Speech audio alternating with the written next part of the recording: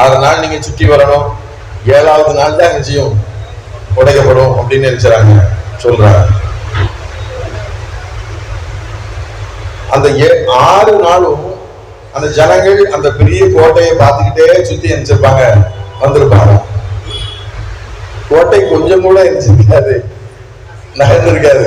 நம்ம நேற்று சிஸ்டர் சொன்னாங்க ஒரு செங்கல் போயிட்டு அப்படின்னு சொல்லி சொன்னாங்க. அது கரெக்ட் தான், ஒரு செங்கல் போயிருக்கலாம். ஆனா நம்ம பார்க்கக்கூடிய அளவுல அந்த செங்கல் போகல. அது எங்கேயோ இது அந்த இது பேஸ் மட்டம், அது தமிழ்ல என்னது, அஸ்திபாரம். அஸ்திபாரத்துக்கு உள்ள வேணா ஒரு செங்கல் போயிருக்கும். அதை நம்ம கண்ணால அடிச்ச முடியல, பார்க்க முடியல. இப்படிதான் அமைதியா ஆவிக்குரிய உலகம் அமைதியா இருந்துச்சு. நீங்க புயல் வருகிறது, இந்த இது அதற்குரிய அடையாளங்களை நீங்க நீங்க கேள்விப்பட்டீங்கன்னா, புயல் வர்றதுக்கு முன்னாடி முதல்ல இது கடல் என்ன ஆயிரும், அமைதியா இருந்துச்சிரும், அமைதியாயிரும். ஒண்ணுமே நடக்காத மாதிரி இருக்கும், நல்ல அமைதியா இருக்கும். சாதாரணமா கூட கொஞ்சம் அலைகள் அடிச்சுக்கிட்டே இருக்கும். மற்ற நேரங்கள்ல புயல் வரப்போகுது அப்படின்னா அமைதியா இருந்துச்சு ஆயுது. அதுதான் அதனுடைய அடையாளம். சில நேரங்கள்ல இது கொஞ்சம் அலைகள் வேகமா அடிக்கும், வேகமா சில டைம் அலைகள் அடிக்கும். 2 அடையாளங்கள் இருக்கும். ஒண்ணு அமைதியா இருக்கும், அல்லது நம்ம நார்மலா விட கொஞ்சம் வேகமா என்ன செய்யும், அடிக்கும். அப்பவும் அதனுடைய அடையாளம் புயல் என்ன செய்ய போது, வரப்போகுது. கர்த்தர் நமக்கு ஒரு காரியங்களை செய்யறதுக்கு முன்னாடி சில டைம் அமைதியா என்ன செய்யும், ஒண்ணுமே நடக்காத மாதிரி ஜபம் பண்ணிக்கிட்டே இருப்போம், அங்க ஒண்ணுமே இருந்துச்சு, அது அப்படியே இருக்கும். ஆனா ஆவிக்குரிய உலகத்துல பல மாறுதல்கள் என்ன செய்யும். ஜாய்ஸ் மேயர் சிஸ்டர் ஒரு சொல்லக்கூடிய ஒரு உதாரணம் என்ன அப்படின்னா, சீன தேசத்துல ஒரு மூங்கில் மரம் வளர்ப்பாங்க. அந்த மூங்கில் மரம் அந்த கண்ணு வைப்பாங்க, அந்த சின்ன சின்ன இது கம்பை வச்சிருவாங்க, அதுக்கு தண்ணி ஊத்திக்கிட்டே இருப்பாங்களாம். 4 வருஷம் அது ஒரு 2 அடி 3 அடிக்கு மேல இருந்துச்சியாதான், வளரவே வளரும். என்ன இப்படி வேஸ்டா தண்ணி ஊத்திட்டு இருக்காங்கன்னு சொல்லி நினைக்கக்கூடிய அளவுக்கு என்ன செய்யுமா இருக்கும். ஆனா அந்த 4.5 வருஷத்துல இருந்து 5வது வருடம் வரைக்கும் திடீர்னு சொல்லிட்டு ஒரு 30 அடி 40 அடி அந்த மரம் என்ன செய்யுமா, வளர்ந்து ஸ்ட்ராங்கா வளருமா. அதுக்கு பிறகு அது அவங்க அதை வெட்டி அவங்க விற்று பெரிய லாபங்கள் நினைச்சுவாங்க, சம்பாதிப்பாங்க. அந்த 4.5 வருஷத்துக்கு அவங்க தண்ணி ஊத்தினதுடைய பலன் அந்த 6 மாதத்துல என்ன செய்யும், கிடைச்சு. அப்ப அந்த 4.5 வருஷமும் என்ன நடந்திருக்கு அப்படின்னு பார்த்தா, அந்த மரத்தினுடைய வேர்கள் பல மீட்டர் தூரத்துக்கு அது வளர்ந்து நீளமா பூமிக்கு கீழே என்னச்சுமா போயிட்டே என்னச்சுமா இருக்குமா. ஏன்னா 30 அடி திடீர்னு வளரும் போது அது ஸ்ட்ராங்கா நிக்கணும்ல, அதற்காக பூமிக்கு கீழே அப்படி வளர்ந்துகிட்டு இருக்குமா.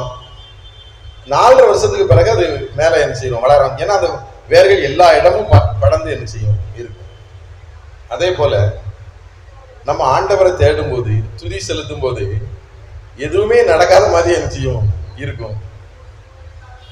ஆனா திடீர்னு அற்புதம் என்ன செய்யும் நடக்கும். சில நேரங்கள்ல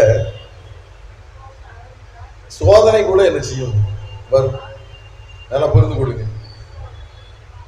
ஒரு ஆசீர்வாத கூடுகை மீட்டிங் நடத்திட்டு இருந்தோம், ரொம்ப கிராண்டா நடந்துச்சு இருந்துச்சு. நான் அப்பதான் செய்தி கொடுத்துக்கிட்டு இருக்கிறேன். எல்லாருக்கும் விடுதலை சொல்லி ஜெபம் பண்ணி செய்தி கொடுக்குறோம். திடீர்னு சொல்லிட்டு அங்கிருந்து ஒரு மனிதர் வந்தாரு, ஒரு பெரிய அறுவாடை தூக்கிட்டு அங்க வந்தாரு. அங்கிருந்து நடந்து வராரு. எனக்கு ஒன்றும் புரியலை, என்னன்னா பெரிய அறுவாடை இப்படி தூக்கிட்டு வராரு அப்படின்னு சொல்லிட்டு நினைச்சிட்டு இருந்தேன். என்ன விஷயம் அப்படின்னு பக்கத்துல கேட்டேன். அந்த அவருடைய மனைவி ஒருத்தங்க இங்க மீட்டிங் வந்திருக்காங்களாம். அது ஏன் வந்தாங்க அப்படிங்கிறதுக்கு தான் அந்த அர்த்தம். உடனே இவங்க அவங்க மனைவி டக்குன்னு எழுந்துச்சு அவங்க பின்னாடி, அந்த மனிதனுடைய பின்னாடி எழுந்துச்சிட்டாங்க, போயிட்டாங்க. எனக்கு ஒரு பக்கம் செய்தி ஓடிட்டு இருக்கு, ஒரு பக்கம் மனசுக்குள்ள ஒரே கவலை. ஐயோ, வாழ்க்கையில விடுதலை ஆகணும்னு சொல்லிட்டு இங்க வந்தாங்களே, இங்க வந்து அவங்களுக்கு இப்படிப்பட்ட பிரச்சனை ஆகி போச்சே அப்படின்னு சொல்லி எனக்கு மனசுக்குள்ள ஒரே கவலை தான். ஆனாலும் ஜெபம் நடந்து முடிஞ்சது. அதுக்கு பிறகு ஒரு வாரம் கழிச்சு அந்த சகோதரியை பார்க்கறதுக்கு வாய்ப்பு கிடைச்சது. பார்த்தேன். என்ன சிஸ்டர் ஆச்சுதே அப்படின்னு கேட்டேன். பிரதர் போனேன், அப்படி சில விஷயங்கள்லாம் நடந்துச்சு. இப்ப அவரும் ரட்சிக்கப்பட்டாரு, அவரும் சர்ச்சைக்கு வர ஆரம்பிச்சிட்டாரு. ஹல்லேலூயா, எல்லாம் புரிந்து கொள்ளுங்க. அப்போ திடீர்னு சொல்லிட்டு சாத்தான் வந்து ஒரு சேட்டை பண்ற மாதிரி என்ன செய்யறான், காமிக்கிறான். ஆனா அதுக்கு நம்ம என்ன செய்யக்கூடாது, பயப்படக்கூடாது. பயப்படக்கூடாது. ஒரு விஷயத்தை நல்லா புரிந்து கொள்ளுங்க. எப்படி கர்த்தர் ஒருவர் இருக்கிறாரோ அதே போல சாத்தான்ட்டு ஒரு மனிதன், ஒரு ஆள் எரிஞ்சிறான் இருக்கிறான். அவன் ஒரு ஆவி. அவன் நம்மளை பயங்காட்டி நம்மளை வந்து கர்த்தரை தேட விடாம என்ன செய்வான், ஆக்குவான். அதுதான் அவனுடைய தந்திரம். நம்மளை பயங்காட்டுறது. ஐயோ இதெல்லாம் நடக்கலையா, இனிமே எப்படி நடக்கும், இந்த பணத்துக்கு என்ன செய்வா, உன் வாழ்க்கையில இப்படி பிரச்சனை இருக்கு, என்ன இப்படி பயங்காட்டிக்கிட்டே என்ன செய்வான் இருப்பான். பால்யாங்கிச்சோ பிரதர் அப்படின்ற ஒரு தேவ மனிதர் இருந்தாரு. சவுத் கொரியாங்கிற நாட்டை சேர்ந்தவர். அவர் ஜப்பான்ல போய் ஊழியம் செய்யறதுக்காக போயிருந்தாரு. அப்போ அவருக்கு தனி ரூம் கொடுத்துருக்காங்க. நல்ல ஏசிலாம் போட்டு இது நல்லா கிராண்டா இருந்திருக்கு. இவர் மட்டும் தனியா அந்த லாட்ஜில் இருந்திருக்காரு. ஏன்னா இவருக்கு எந்த ஒரு டிஸ்டர்பன்ஸும் இருக்கக்கூடாதுங்கிறதுக்காக அந்த மற்ற ரூம்ல உள்ளவங்களெல்லாம் காலி பண்ணிட்டாங்க. அப்போ ராத்திரி ஒரு 8 மணி இருக்குமா, அவரு சாப்பிட்டுட்டு படுக்கணும்னு நினைச்சிட்டு இருக்கும்போது திடீர்னு சொல்லிட்டு சாத்தான் முழு உருவத்துல அந்த ரூம்குள்ள நினைச்சிருக்காங்க வந்திருக்காங்க. இவரு பார்த்த உடனே பயந்துட்டாரு. அவன் பயங்கரமான ஒரு உருவத்துல இருந்திருக்கான்.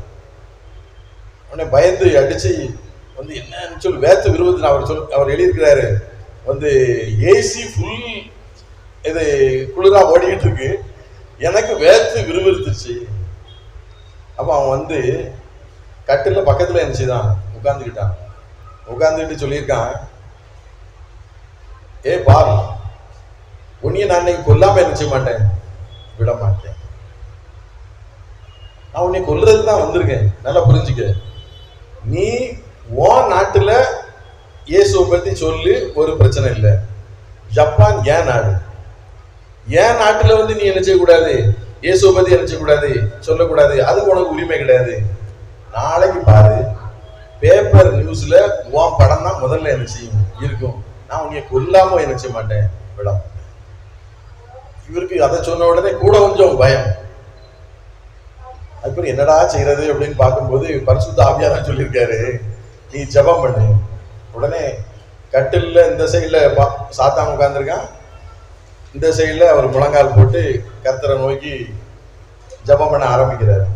அப்ப அவன் சொல்லியிருக்கான், ஏ பாரு, உன் ஜெபம் இந்த கூரை கூட என்ன செய்யாது, தாண்டாது. இந்த கூரை கூட உன் ஜெபம் என்ன செய்யாது, தாண்டாது. நான் உன்னை இன்னைக்கு கொல்லாம என்ன செய்ய மாட்டேன், விட மாட்டேன். அவரு இதை சொன்ன உடனே கூட கொஞ்சம் அவருக்கு வேத்து விறுவிறுத்துச்சு. அப்போ பரிசுத்த ஆவியானவர் சொல்லியிருக்காங்க, உனக்கு தெரிந்த வேத வசனத்தை என்ன செய்ய சொல்லு.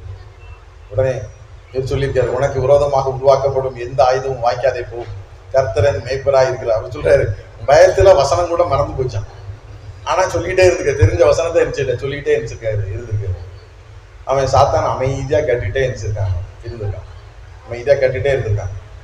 அதுக்கு பிறகு ஒரு 10-15 நிமிடம் கழிச்சு திடீர்னு எழுந்துச்சு, இன்னைக்கு எனக்கு ஒரு முக்கியமான ஒரு வேலை வந்துச்சு, நான் போய் அதை செய்துட்டு நாளைக்கு வந்து ஒண்ணு நினைச்சிடறேன்.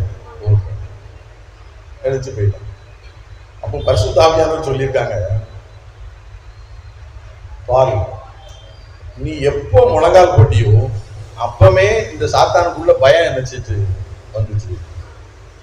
எப்போ நீ தேவனுடைய வசனத்தை வார்த்தையை நீ சத்தம் போட்டு சொல்ல ஆரம்பிச்சியோ அப்பமே அவனுக்குள்ள ஒரு நடுக்கம் நினைச்சிட்டு பிடித்துட்டு, அதனாலதான் அவன் எழுச்சி நினைச்சிட்டான், போயிட்டான். அவனால ஒன்னும் உன்னை என்ன செய்ய முடியாது. ஆனா உன்னைய பயம் காட்ட முடியும். நம்ம நல்லா புரிந்து கொள்ளுங்க.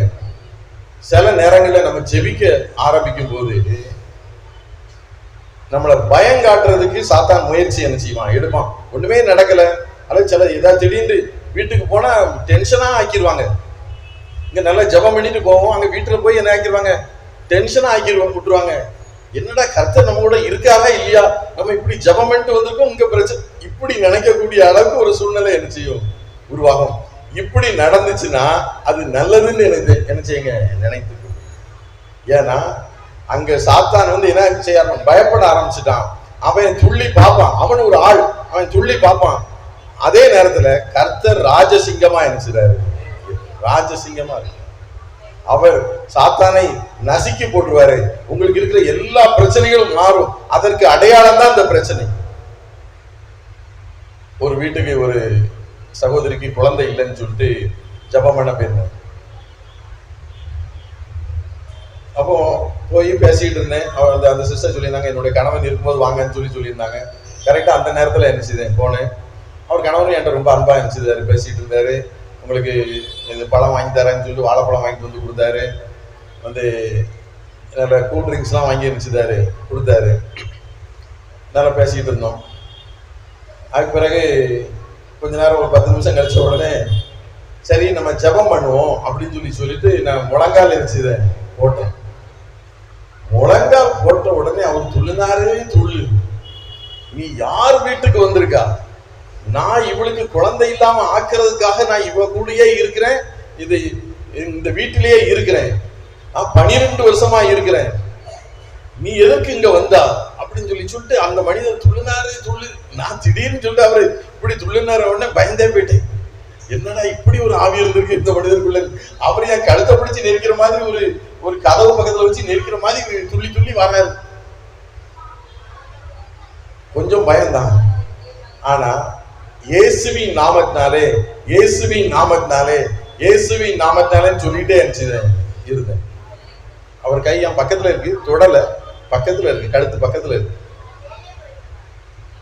அதுபோல ஒரு 5 நிமிடம் 10 நிமிடம் கழித்து திடீர்னு கீழே விழுந்தாரு. என்ன விரட்டிட்டானே அப்படின்னு சொல்லிட்டு இருந்துச்சாரு, கீழே விழுந்தாரு. அதோட அந்த பிரச்சனை இருந்துச்சு, தீர்ந்தது. அவங்க நல்ல இப்ப குழந்தை செல்வத்தோட இருக்கிறாங்க. யாரும் நல்லா புரிந்து கொடுக்கும். அப்போ நம்ம துதிக்க ஆரம்பிக்கும் போது ஒண்ணுமே நடக்காத மாதிரி கூட சில டைம் என்ன இருக்கும், சில டைம் நெகட்டிவா நடக்கிற மாதிரி சில பிரச்சனைகள் நமக்கு தோன்றுற மாதிரி இருக்கும். ஆனா நம்ம என்ன கூடாது, பயப்படக்கூடாது. கர்த்தர் நம்முடைய துதிகளை கேட்காம இருக்க மாட்டாரு. ஒரு மன்னன் யோசபாத் அப்படின்னு சொல்லிட்டு ஒரு மன்னன் இருந்தாரு. அவருக்கும் அதுக்கு எதிர்த்த நாட்டுக்கும் சண்டை. அவங்க பல லட்சம் பேர்களோட அங்க போர்க்களத்துல நிக்கிறாங்க. இவருக்கு என்ன செய்யன்னு தெரியல. இவர் போய் ஜெபம் பண்ணாரு, சர்ச்சில் போய் அந்த தாளை வச்சு ஜெபம் பண்ணாரு. ஏசப்பா, இப்படி பெரிய இது போர் வீரர்களோடு வந்திருக்கிறாங்க, நீங்க தான் எங்களை காப்பாற்றணும். அதுக்கப்புறம் அவருக்கு திடீர்னு ஒரு மனசுல ஒரு ஐடியா தோணுச்சு. என்ன தோணுச்சு அப்படின்னா, நம்ம ஒரு கொயர் ஃபார்ம் பண்ணுவோம், பாட்டு படிக்கிற ஒரு குழுவை ஃபார்ம் பண்ணி நம்ம படை போர் வீரருக்கு முன்பாக அவங்கள முதல்ல என்ன செய்வோம், அனுப்புவோம்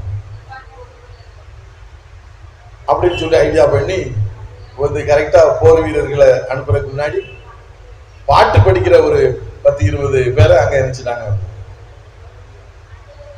எல்லாரும் என்ன நினைச்சிருப்பாங்க, அவங்க லட்சக்கணக்கான போர் வீரர், குதிரை வீரர்கள், யானை வீரர்கள் எல்லாம் ஈட்டி வீரர்கள் சொல்லி அங்க வந்துட்டு இருக்காங்க.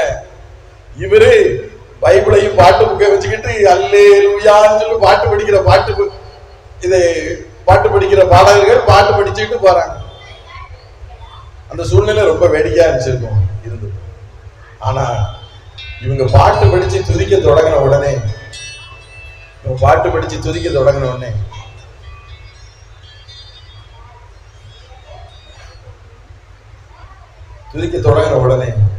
அவங்க எதிரிகள் அவங்களுக்குள்ளேயே சண்டையை போட்டு அவங்க வெட்டுண்டு அவங்களே நினைச்சுதாங்க, தோல்வி அடைந்து நினைச்சுதாங்க போயிட்டாங்க.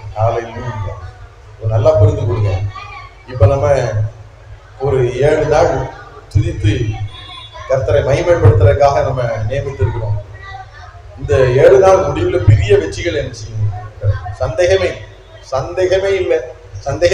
எல்லாருக்கும் கிடைக்கும். நம்ம எதுக்காகலாம் நம்ம ஜெபம் பண்ணிட்டு இருந்தோமோ எல்லா காரியங்களிலும் நமக்கு வெற்றியை உறுதியா என்ன செய்யும், கிடைக்கும். பயப்படவே வேண்டாம். இங்க மட்டும் இல்ல, வீட்டிலேயும் போய் இயேசுவே நன்றி, இயேசுவே உம்மை துதிக்கிறேன், இயேசுவே நன்றி, பரிசுத்த ஆவியானவரே நன்றின்னு மட்டும் வாயை திறந்து அடிக்கடி சொல்லிட்டே இருங்க. கர்த்தர் அற்புதங்களையும் அடையாளங்களையும் கண்டிப்பா உங்க வாழ்க்கையில செய்வாங்க. தேவனால் கூடாத காரியம் ஒன்றுமே என்னது? ஜெபம். அன்பு மகா பரிசுத்தம் நிறைந்த எங்கள் அருமை பிதாவே, இயேசு கிறிஸ்துவின் நாமத்தாலே வருகிறோம். இந்த அருமையான ஆண்டவரே வேலைக்காக நன்றி செலுத்துகிறோம். துதிக்கும் பொழுது நீர் எங்களுக்காக கர்த்தர் யுத்தம் பண்ணுகிற தேவனாய் இருக்கிறீர். அமைதலாக இருந்தாலும் அல்லது சில சலசலப்புகள் ஏற்பட்டாலும் வெற்றி நமக்கு தான் என்று கர்த்தர் நீர் எங்களோடு திட்டவட்டமாய் பேசியிருக்கிறீர். ஆண்டவரே, வந்திருக்க ஒவ்வொரு நபர்களையும் கர்த்தர் ஆசீர்வதிங்க. இயேசு கிறிஸ்து இரத்த கோட்டைக்குள் மறைத்துக் கொள்ளுங்க. எல்லாம் அவர்கள் என்னென்ன விரும்புகிறார்களோ அதை எல்லாம் செய்து கொடுத்து கர்த்தர் இவர்களை ஆசீர்வதித்தள்ள வேண்டும் என்று கருத்தாய் ஜெபிக்கிறேன். ஆண்டவரே, கர்த்தர் நீர் அப்படி சேரக்காகவும் நன்றி செலுத்துகிறோம். இயேசு கிறிஸ்துவின் நாமத்தாலே ஒரு மனதோடு ஜெபிக்கிறோம் நல்ல பிதாவே. ஆமென்.